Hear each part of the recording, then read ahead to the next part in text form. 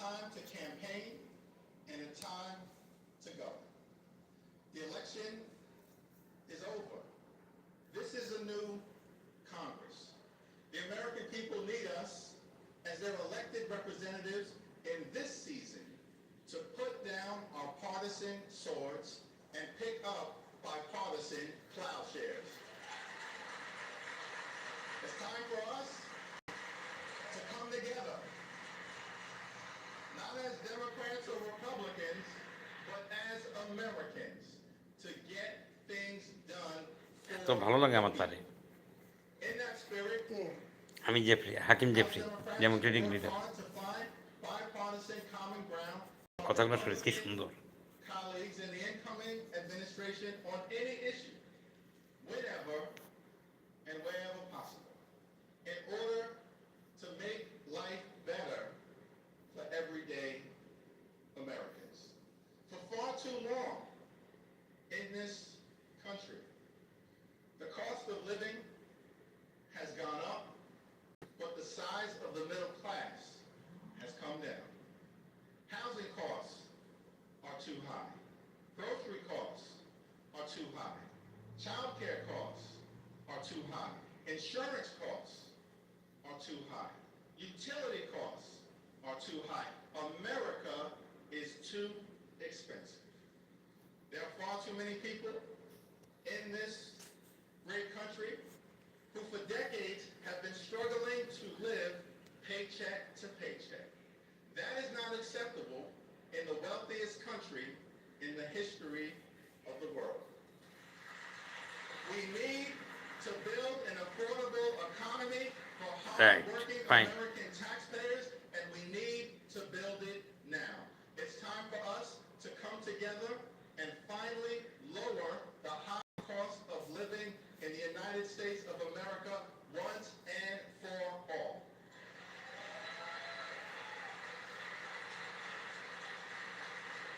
And we will work with anyone of any party to get that done. We will work with anyone to secure our borders, and we will work with anyone to fix our broken immigration system in a comprehensive and bipartisan manner.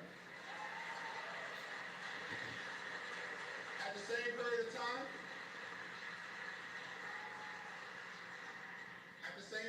time, we will push back against far-right extremism whenever necessary. So let me be clear. Social Security and Medicare are not entitlement programs. They are earned benefits.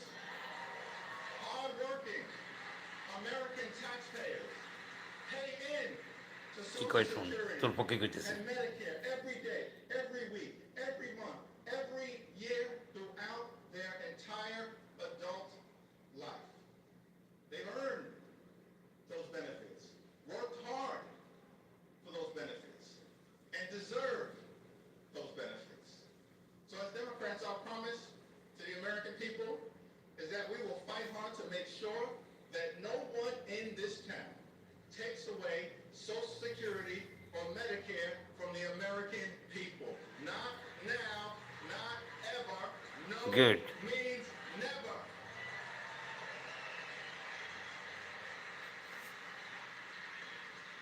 Our position is that it is not acceptable to cut Social Security, cut Medicare, cut Medicaid, cut veterans' benefits, or cut nutritional assistance from children and families in order to pay for massive tax breaks for billionaires and wealthy corporations.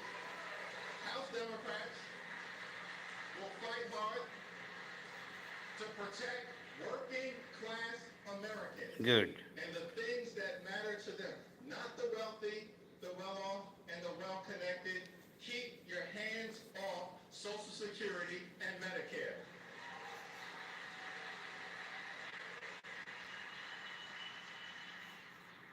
Over the last 4 years, it's been a great honor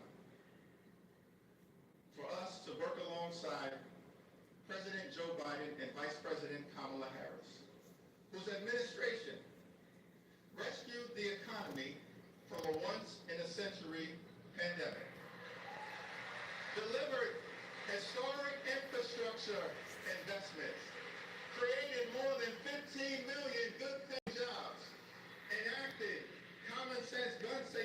legislation for the first time in 30 years, provided life-sustaining health insurance to veterans suffering from toxic exposure, championed the largest investment in combating the climate crisis in the history of the world, which we will defend, and brought down the high price of life-saving prescription drugs for millions of Americans.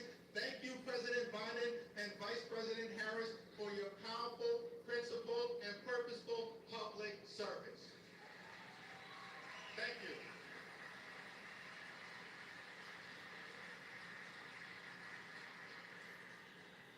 2 months ago, the American people elected Donald Trump as the 47th President of the United States of America.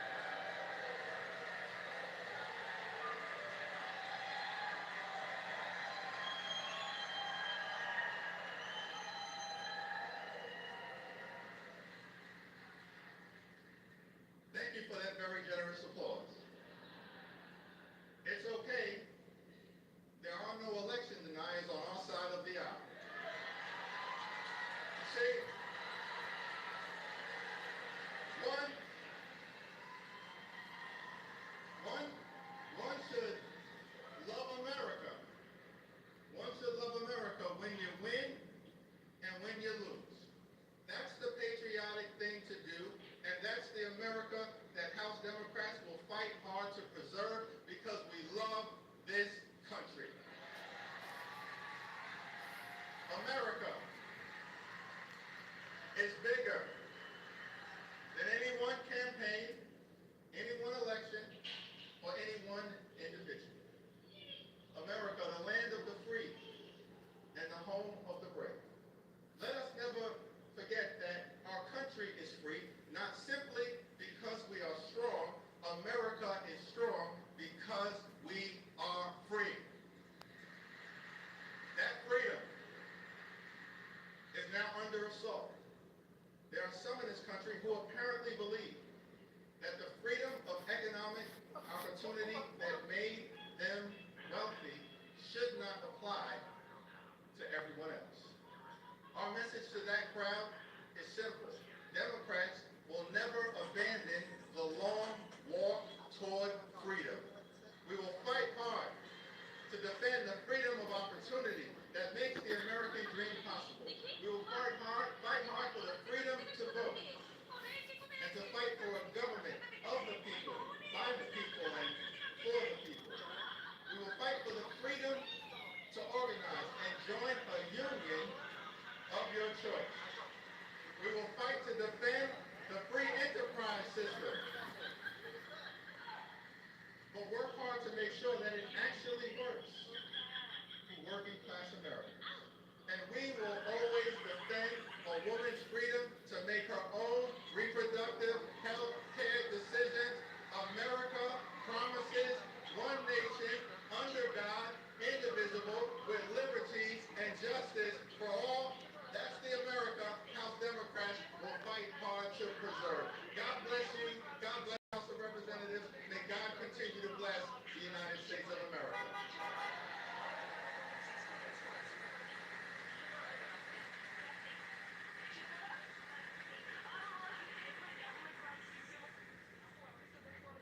It is now my responsibility to present the gavel to the gentleman from the great state of Louisiana, the son of a firefighter, a God-fearing man, a husband, and a loving father of 4, the 56th Speaker of the United States House of Representatives, the Honorable Mike Johnson. এই যে কেবল দিবে এখন দেখ, এই যে hand over করবো, দিয়ে দিল হ্যান্ড ওভার করে। হ্যাঁ, এটা কি মুহূর্ত দেখছো? চমৎকার একটা মুহূর্ত এটা।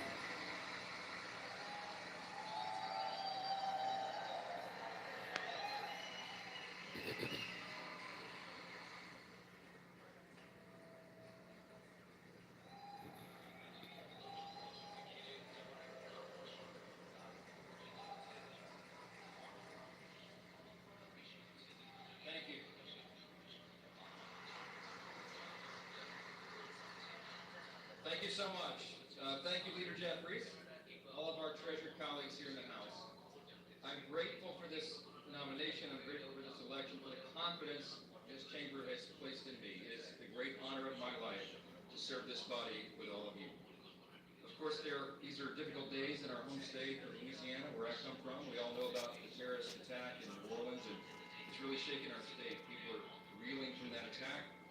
It took the lives of 14 innocent people and it injured dozens more. And I wanted to begin appropriately today. If we could, I'd ask you all to join me in a moment of silence for the victims of this horrific act.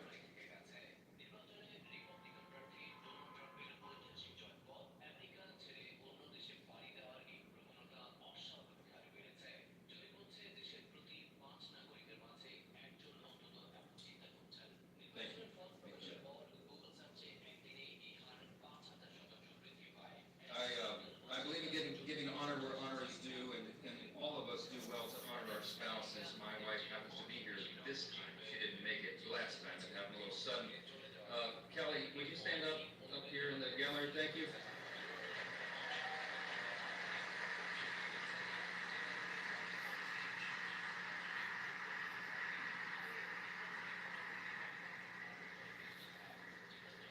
And we have our 4 children here, Hannah, Abby, Jack, and Will. Y'all stand up just really quickly. Come on.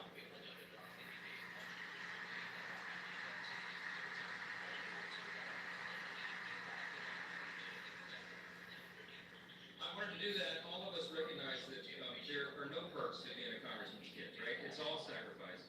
And our spouses put up with so much, endless hours in travel, and all the responsibilities upon us. And we're good to remind them how important they are to us and how we could not do the job without them. And so it's appropriate for all of us to do that. Thank you. Thank you, guys.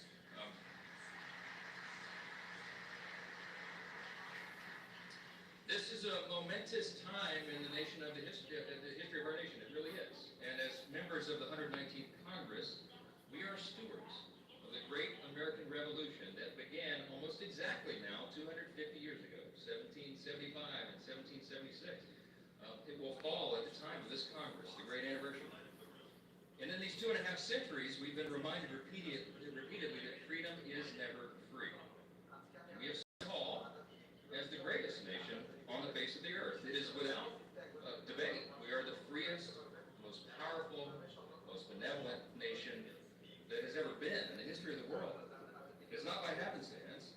We're the ones who settled the West. We're the ones who ended slavery, who laid the transcontinental railroad, who gave women the right to vote, who won 2 world wars, who landed on the moon, and who won the Cold War. Throughout our history, we have done what no one thought was possible.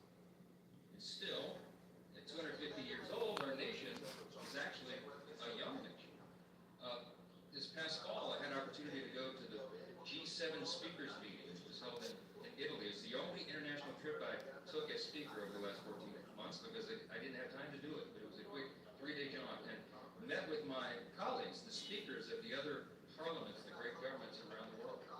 And we talked about that, how really special America is, how unique we are in our place on the globe, and how important it is for us to maintain that. And as I talked to these colleagues from around the world, I thought, our closest allies, who recognize how important we are, how important this body, this House is. I thought about how is it that such a young country has become so exceptional, so singular in its importance, that today stands as the world's leader in liberty and the economy and culture.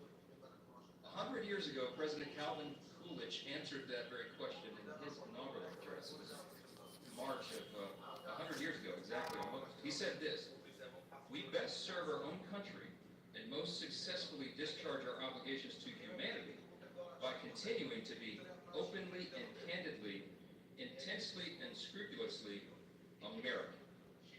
I love that. I love that. Today, yeah, that's right. That's an applause line.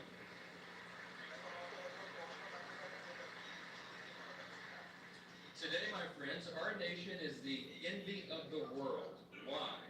Because we have been marked by a spirit and a people who are explicitly that. We are explicitly American. We don't try to be like other nations, and we recognize that a strong America is good for the entire world and everybody around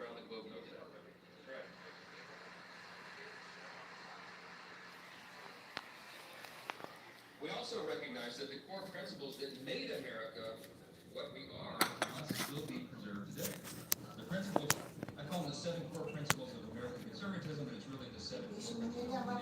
Individual freedom, limited government, the rule of law, বন্ধ করে দিচ্ছ fiscal strength, fiscal responsibility, free markets, human dignity. These are the এদিকে আমার 20 মিনিটে কজন হয় made us who we are. কম হইব অনেক কম We হইব know that human flourishing is best achieved by adherence to time-tested truths.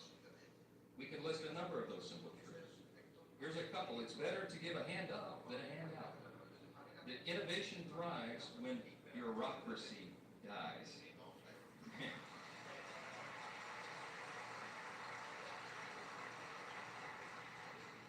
The simple truth that it is parents, families, and not administrators that must be in charge of their children's education.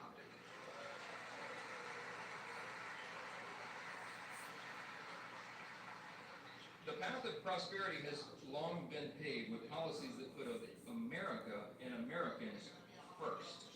And that is what we will champion in the 119th Congress. Hi, Jack Kaufman. I'm watching our speaker speech. And that was shown in the election cycle. People, Little Sky, hi, how are you doing? they do. I share you our new speaker Sadly, for the past today, 4 years of elected new speaker, politicians and Mike lawmakers have Johnson. done the opposite. Open borders and overregulation have destroyed our cities and stifled innovation. Inflation and weak leadership have left Americans poor, and they have placed our country in a perilous position. That's right. But in recent months, we've witnessed something happen, something that's really remarkable, a political moment in our modern history. A groundswell of Americans from every state, race, and religion who now demand that we put the interest of Americans first again. And we will. And we will.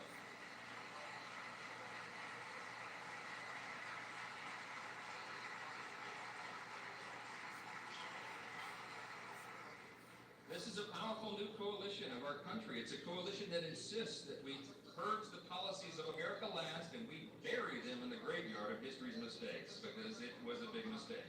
To that end, this Congress will renounce the status quo and we will listen to the voices of the people.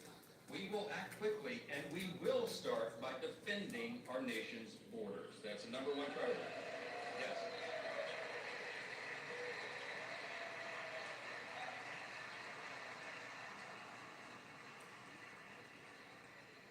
In coordination with President Trump, this Congress will give our border and immigration enforcement agents the resources that they need to do their job.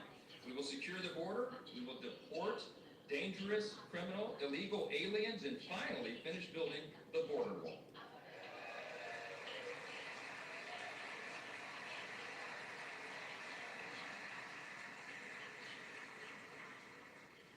You said you'd work with us on that, Hakeem. I'm counting on it.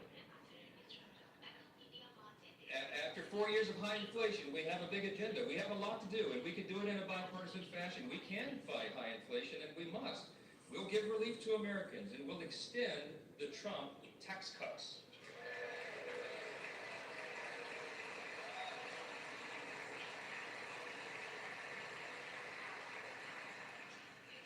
We're going to protect our industries from one-sided trade deals, and we're going to bring overseas investments back to America's shores. That's right. We'll defeat the harmful effects of inflation, and we'll make life affordable again for America's hardworking people.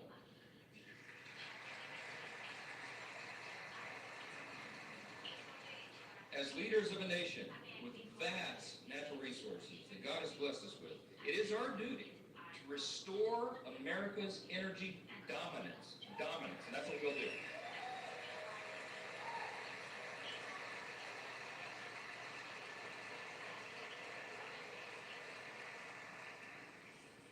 We have to apply common sense. We have to stop the attacks on liquefied natural gas, pass legislation to eliminate the Green New Deal. That funding.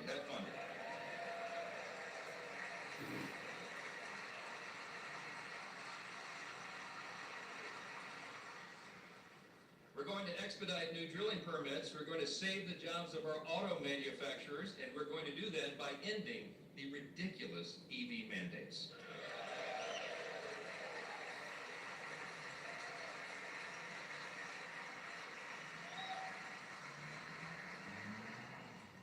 And as heirs to the American Revolution and the descendants of patriots who defied tyranny, in the coming months, we are going to pass legislation to roll back the totalitarian fourth branch of government known as the administrative state.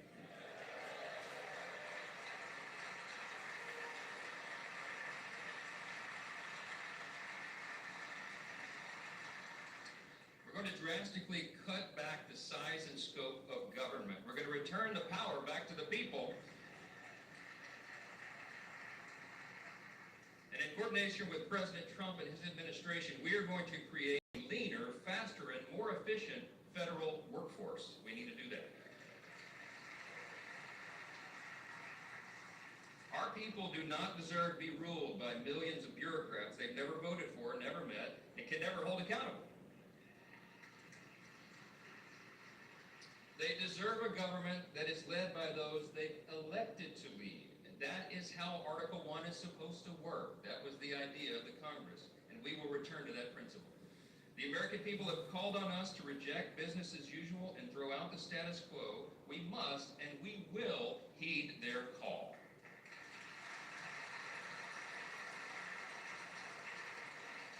This is especially important as it comes to our nation's military.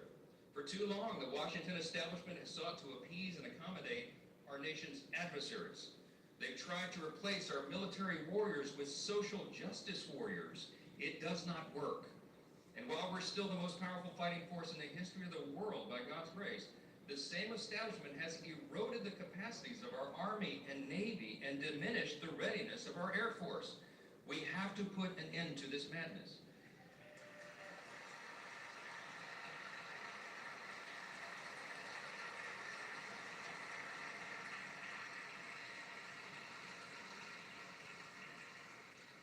My friends and my colleagues, I think we should all unite in this idea. It is time now to reinstate fear in our enemies, refocus our mission on lethality, and realign our commitment to peace through strength right now.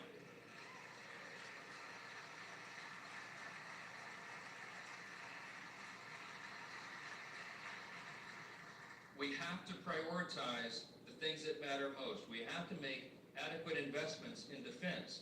This is the most dangerous moment since World War II, and everyone around the world is looking to America and looking to this body to ensure that we maintain the peace. What we're proposing now is just simply, as President Trump likes to say, a return to common sense. And he's exactly right. That message resonated across the country. I am very thankful, personally, that this body is filled with men and women who are committed to that change, to return to common sense. We can do this together. We should. It is our responsibility to do so. When I first took this gavel, many of you heard me say that I don't believe in luck or consequence. I believe in the idea of providence. And this morning, I participated with many of you early this morning in the 119th Congress Interfaith Prayer Service. It was held at St. Peter's Catholic Church. Many of you were there. It was an ecumenical service and a bipartisan service, which was great. My good friend Hakeem Jeffries began by reading with the Old Testament. He read out of Deuteronomy 10. And then I was asked to provide a prayer for the nation. I offered one that is quite familiar to historians and probably many of us. It said right here in the program, it says right under my name, it is said each day of his 8 years of the presidency and every day thereafter until his death, President Thomas Jefferson recited this prayer. I wanted to share it with you here at the end of my remarks, not as a prayer per se right now, but as really as a reminder of what our third president and the primary author of the Declaration of Independence thought was so important that it should be a daily recitation. Let me just read you that prayer. It goes like this. Thomas Jefferson's Prayer for the Nation, it's entitled. Almighty God, who has given us this good land for our heritage, we humbly beseech thee that we may always prove ourselves a people mindful of thy favor and glad to do thy will. Bless our land with honorable ministry, sound learning, and pure manners. Save us from violence, discord, and confusion. pride and arrogance, and from every evil way. Defend our liberties and fashion into one united people the multitude brought hither out of many kindreds and tongues. Endow with thy spirit of wisdom those whom in thy name we entrust the authority of government, that there may be justice and peace at home, and that through obedience to thy law we may show forth thy praise among the nations of the earth. In time of prosperity, fill our hearts with thankfulness, and in the day of trouble, suffer not our trust in thee to fail, of which we ask through Jesus Christ our Lord. Amen. That was Thomas Jefferson's prayer. Yeah.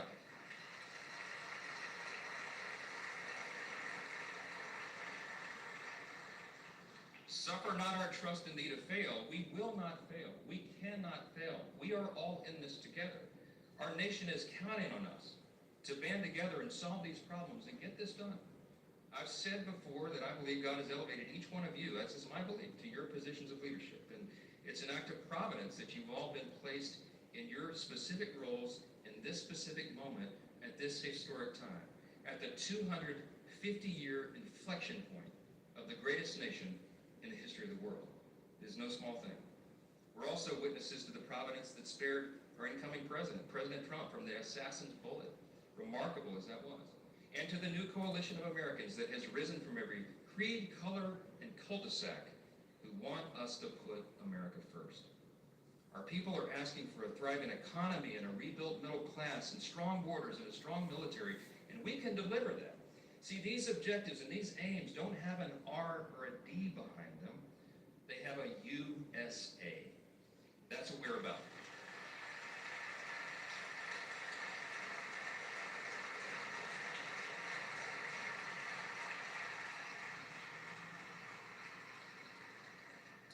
In just a few moments, we're all going to take an oath. It is the same one oath for one nation and under the banner of one great American flag. This is an opportunity for us to protect our shared American heritage, to maintain the conditions needed for self-government, and to defend what Hakeem said earlier, the rights to life, liberty, and the pursuit of happiness. Working together, we have the potential to be one of the most consequential Congresses in the history of this great nation. So long as we work together, we do the right thing, and we put America first. As we think about all we've accomplished in the past 250 years, we can only imagine what life will be like 250 years from now.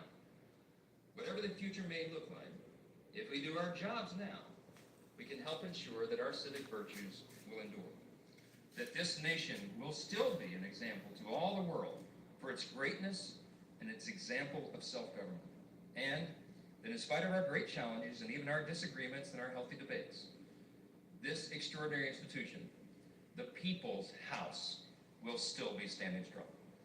Thank you all so much, and God bless America. Of Kentucky to administer the oath. Mr. Speaker, number one, congratulations